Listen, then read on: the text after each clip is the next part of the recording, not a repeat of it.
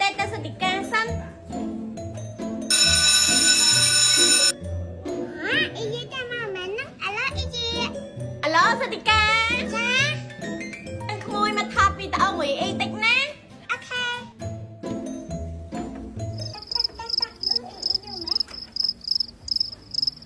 hello anh khui má lươn mẹ ពីអាយគឺខងចិត្តណា là tập phao này y được tranh ấy kể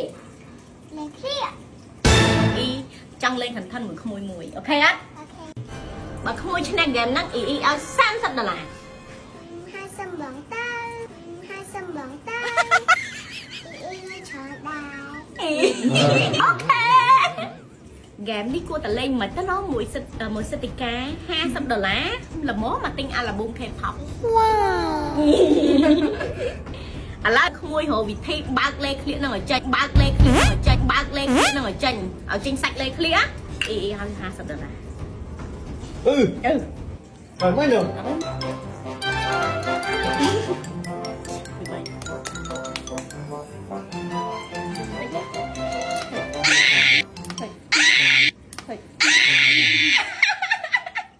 mua thằng màyមួយដូចចេះ mua thằng chăng à má mua mấy mua ông vô minh mà má mua vậy mua chắc ê ông mua chắc má ok mà lại mua 3 ấy da ấy da ấy da ấy da ấy da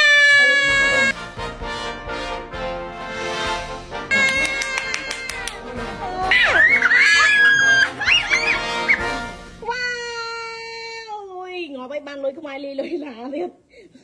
tiền tôi đây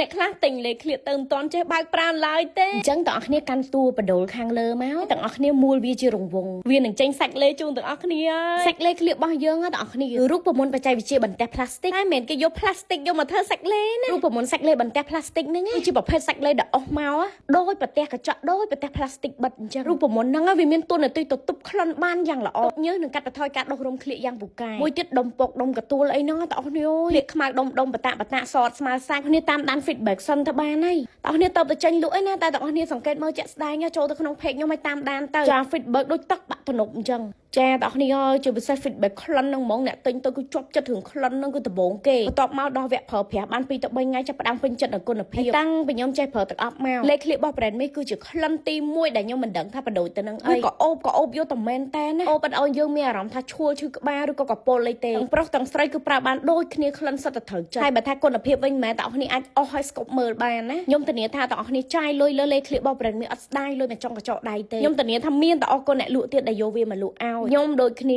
ចាក៏អរគុណរោងចក្រនឹងដូចគ្នាដែលផ្ដល់រូបមន្តនឹងមកឲ្យខ្ញុំทำចិត្ត7ឆ្នាំជាងខ្ញុំមិនដែលមានលេខឃ្លៀកលក់ទេនិយាយត្រង់ខ្ញុំប្រើតែលុយឃ្លៀកហើយនឹងបៀកលេខខ្លួនមកលៀតែឥឡូវវិញមិនមែនចាគឺ full option ហ្មងផលិតចំរោងចក្រដែលស្តង់ដារទូទាំងពិភពលោកទៀតហើយបើពាក់ព័ន្ធជាមួយនឹងឃ្លៀកខ្ញុំវិញមិនមែនតែអ្នកគ្នាគូសស្មៅសាច់សឹងតែថាស្អាតដូចស្បែកមុខអញ្ចឹងអត់ខុសគ្នាទេទៅចូលទៅចាតែអ្នកគ្នា50000ប្រអប់ខ្ញុំលក់តែមួយថ្ងៃទេអាវ៉ាន់ខ្ញុំចូលមកមុខតែអ្នកគ្នាមើលចាក់ស្ដែងទៅគឺដាច់កតុយភ្នែកហើយអាវ៉ាន់ចេញលក់មួយអត់មានលេងសើចទេហើយចេញផលិតផលគឺអត់លក់មុខដាច់ខាតព្រោះថាមុខត្រូវការដើមទុនត្រូវការគំនិតត្រូវការការសិក្សាស្រាវជ្រាវជាពិសេសគឺការដាក់កិត្តិយសក្តីស្រឡាញ់ហើយនឹងទំនុកចិត្ត